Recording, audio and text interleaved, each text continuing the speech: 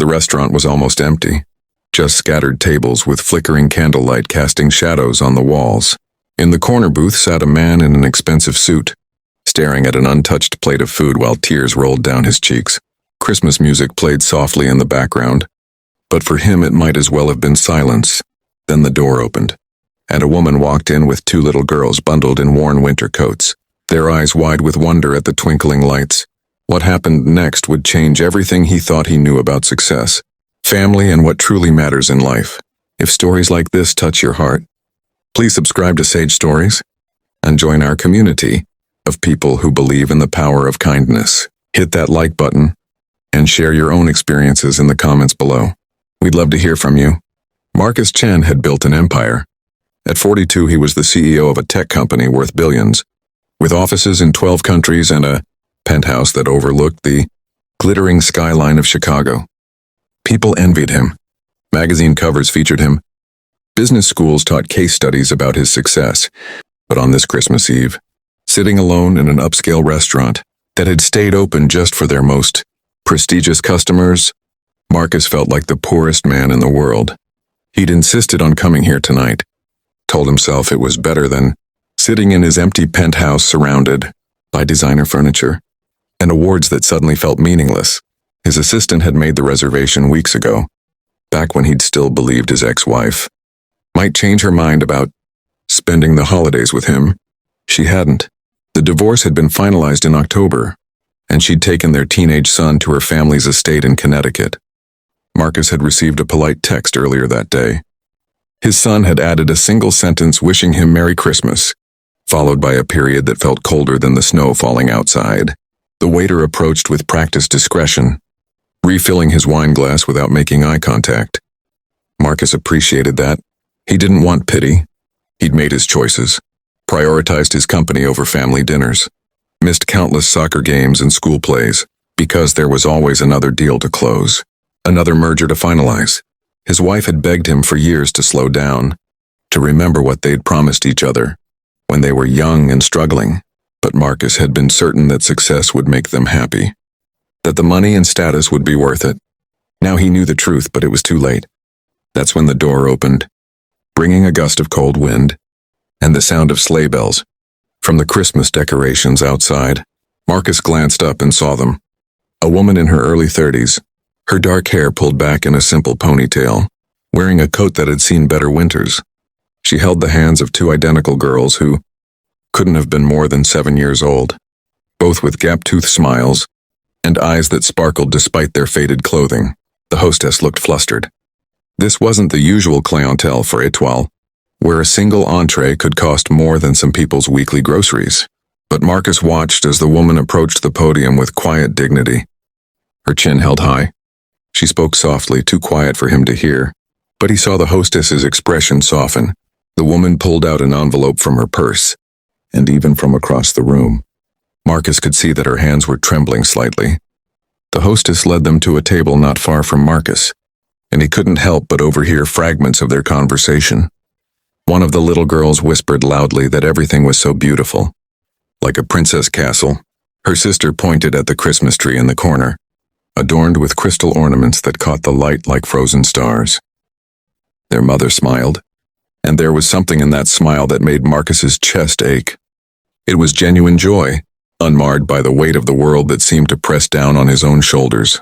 He pretended to study his phone while actually listening to them. The woman's name was Sarah, and the twins were Emma and Lily. They were looking at the menu with such excitement, but Marcus noticed how Sarah's smile tightened when she saw the prices.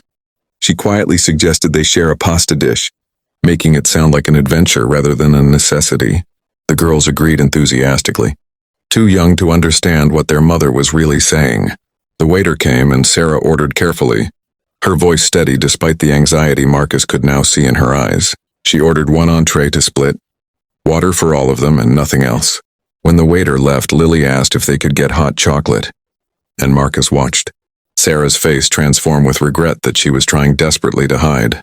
She explained gently that they needed to save room for the special dessert. They'd make it home tomorrow, turning disappointment into anticipation with nothing but love and creativity. Something broke inside Marcus. Here he sat with more money than he could spend in 3 lifetimes, surrounded by everything money could buy, and he'd never felt emptier. Meanwhile, this woman and her daughters were treating a simple shared meal like the greatest gift in the world. He caught the waiter's attention and scribbled something on a napkin, along with his credit card. The waiter's eyebrows rose, but he nodded and disappeared toward the kitchen. Minutes later, the waiter returned to Sarah's table with 3 steaming mugs of hot chocolate topped with whipped cream and chocolate shavings. Sarah looked confused, insisting there must be a mistake. The waiter smiled and explained that the gentleman in the corner wanted to wish them a Merry Christmas. Sarah turned and her eyes met Marcus's across the restaurant. He raised his glass slightly and she mouthed "Thank you," her eyes glistening. But Marcus wasn't done. Something was awakening in him, a feeling he hadn't experienced in years. Over the next hour, he orchestrated a quiet miracle.